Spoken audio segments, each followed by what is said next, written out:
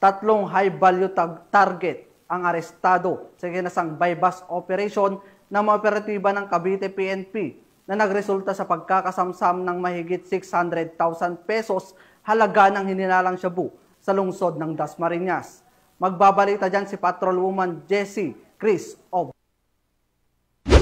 high-value individual ang nadakip sa ikinasang buy-bust operation ng pinagsanib pwersa ng Provincial Drug Enforcement Unit ng Cavite PPO at Dasmariñas Component City Police Station sa lungsod ng Dasmariñas, Cavite.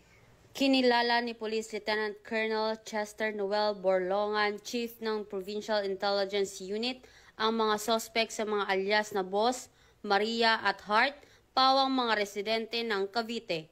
Na-recover mula sa mga suspect ang tinatayang 100 gramo ng hinihinalang shabu na may halagang 680,000 pesos, 4 na pirasong heat-sealed plastic sachet at isang 500 pesos na buy-bust money. Ayon sa pulisya, ang operasyon ay isinagawa sa ilalim ng alternative recording device at may koordinasyon sa PDEA.